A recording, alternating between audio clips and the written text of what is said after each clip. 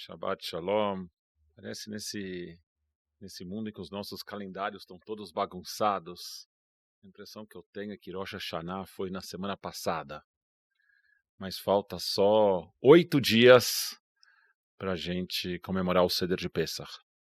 Eu já quero convidar todo mundo a... Outro dia uma aluna querida, disse que eu faço jabá, que eu sempre estou fazendo propaganda dos eventos dos quais eu participo. Talvez eu fazer jabá de evento no qual eu vou participar de forma mais tangencial. Mas na noite do próximo sábado, no dia 27 de março, a gente vai ter o Seder comunitário na CIP, que vai ser por Zoom. Quero convidar todos vocês a participarem desse Seder, que vai ser conduzido pelo Rabino Michel, junto com o Alê. E cada um passar nas suas casas com toda a segurança. Apesar de ser essa festa que a gente gosta de estar com a grande família, nesse momento a gente comemorar a liberdade, a gente poder estar aí garantindo a segurança de todos. Aqui me mandaram a mensagem que não vai ser por Zoom, vai ser transmitido, vai ser online. Foi isso que eu quis dizer. Mas uma das tradições na preparação de Pesach é a gente limpar a casa. E eu tenho estado envolvido nesse processo há algum tempo. E uma caixa perdida que eu não tinha aberto desde que eu me mudei para São Paulo há mais de 2 anos. Eu encontrei um monte de receitas médicas antigas. E no meio dessas receitas médicas, uma receita de óculos, que eu devia ter feito. Nunca fiz, porque eu devia usar óculos, mas nunca uso. Minha oftalmologista talvez esteja escutando e me dando bronca. Eu comecei a usar óculos logo depois de me formar na faculdade. Eu me formei na GV aqui em São Paulo, mas meu primeiro emprego foi no Banco Bozano Simonsen, no Rio de Janeiro. E a mudança de cidade, a construção de um novo círculo de amigos, tudo isso oferecia a possibilidade de eu me reinventar, de eu sair do casulo tímido em que eu tinha vivido até então e poder me redefinir sem ter que me preocupar com as expectativas que as pessoas que já me conheciam tinham a meu respeito. Para ajudar, essa história de começar a usar óculos, esse novo apetrecho que permitiria que o tímido Clark Kent virasse o destemido super-homem. Como vocês podem imaginar, não funcionou muito, né? E alguns meses vivendo no Rio, uma grande amiga que eu tinha feito lá descreveu como ela me via. E era um retrato idêntico ao que os meus amigos de Israel teriam feito, com exceção dos óculos.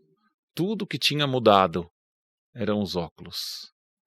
Quando a gente muda de contexto, a gente tem a possibilidade de transformar aquilo que nos incomodava na realidade que a gente estava vivendo antes. Mas essa mudança não tem um poder mágico. Se a gente quer realmente transformar a forma como a gente interage com o mundo, e os resultados que a gente obtém não tem substituto para dura análise das nossas ações e para mudanças profundas de conduta. Essa semana que terminou na sexta-feira foi uma semana cheia de mudanças. Já na segunda-feira entraram em vigor no estado de São Paulo as novas regras para o estado de emergência em que a gente se encontra, de acordo com as quais os templos religiosos não são mais considerados atividades essenciais, como individualmente eu acho que nunca deviam ter sido. E nós aqui na CIP a gente correu para repensar as cerimônias todas e desenvolver a forma como fazê-las cada um das suas casas. Nessa semana, a gente também tem um novo ministro da Saúde. Nessa semana, a gente começou um novo livro da Torá. Vaikra, que em português a gente chama de Levítico, o livro que a gente começou essa semana, coloca ênfase no trabalho ritual dos sacerdotes e nos detalhes intricados dos sacrifícios, a forma de relacionamento com o divino na época da Torá.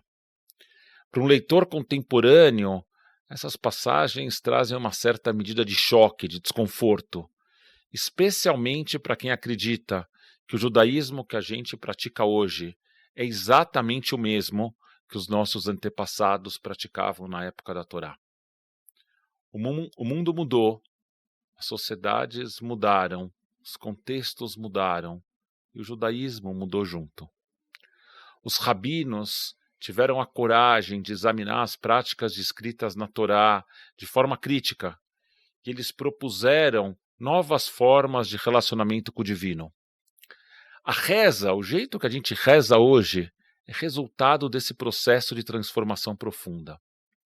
E um diálogo que os rabinos imaginaram e que está descrito em um midrash, uma forma de literatura rabínica, Deus teria dito aos israelitas, aos hebreus, que eles precisavam só de palavras, que Deus precisava só de palavras, e que eles tinham a vantagem de que as palavras podiam ser ditas nas sinagogas, nas cidades fora das sinagogas, nos campos, até nas camas, ou simplesmente no coração de cada um. Não foi uma mudança fácil, eu imagino. Muita gente deve ter dito que isso era um absurdo, que a vontade de Deus estava claramente descrita nas páginas da Torá, e isso implicava que a gente precisava continuar fazendo sacrifícios animais, uma prática que foi abolida depois da destruição do templo em Jerusalém no ano 70. Confrontadas com o esforço de mudar, esses grupos resolveram continuar apegados ao passado, resolveram continuar fazendo as coisas exatamente como eles faziam antes, sem se dar conta que o mundo tinha mudado. E o que se fazia antes talvez fosse apropriado para o antes, mas tinha deixado de ser apropriado para o momento que eles estavam vivendo. Hoje, essas pessoas para quem o judaísmo estava congelado e não podia mudar de jeito nenhum, a gente sabe sobre elas pelas páginas dos livros, mas elas pararam de fazer parte do presente judaico. Hoje, nas páginas de Vaikra, a gente vai buscar valores e inspirações para as nossas práticas cotidianas, mas não vai mais buscar descrição, uma leitura, né, uma descrição que determine as práticas como a gente faz hoje. E ao fazer isso, ao ter essa leitura que evita o literal, a gente garante que a Torá, o corpo central da nossa tradição, se mantenha relevante, ainda que tudo ao nosso redor, ainda que todo o contexto tenha se transformado. Na Parashá dessa semana, por exemplo, a gente lida com os erros que a gente comete com ou sem intenção, em particular quando as pessoas que cometem esses erros ocupam posição de liderança, inspiram outros a seguir pelo mesmo caminho. Ainda que a prática de sacrifícios e libações não façam mais parte do nosso arsenal de respostas a esses erros, essa conversa de como a gente lida com os nossos erros, em particular com os erros de pessoas em liderança, continua fazendo parte desse judaísmo vivo e nos ajuda a questionar como a gente pode responder a situações semelhantes quando elas acontecem na nossa própria época. Uma frase famosa, que ninguém tem certeza, mas que é constantemente atribuída a Albert Einstein, define a insanidade como fazer a mesma coisa muitas vezes e esperar resultados diferentes. A gente vive hoje uma crise sanitária sem precedentes, pelo menos nos últimos 100 anos. O número diário de mortos pela Covid se aproxima de 3.000 e resiste à queda. Como bem lembrou o querido Theo Hotz, ex-moré da CIP, no caminho de se tornar um colega rabino daqui a alguns anos. Ele escreveu num comentário dele na página do Facebook. Ele disse, em 2001, no ataque às torres gêmeas do World Trade Center, 2.977 pessoas foram vítimas do terrorismo. No Brasil, nós temos um 11 de setembro por dia, por causa de uma única doença. Aproveitando as palavras atribuídas a Einstein, é insano a gente acreditar que a gente pode continuar fazendo as mesmas coisas e esperar resultados diferentes. A situação exige a mobilização e a mudança de cada um de nós. É fácil colocar a culpa nos outros. É fácil apontar para os políticos que pregam o contrário do que diz a ciência ou que se sujeitam à pressão dos grupos organizados.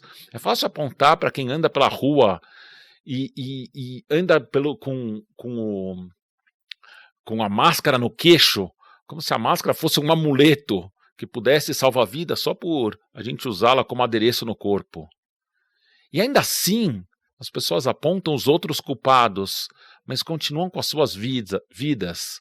Visitam uns poucos amigos para um shopping no final de semana.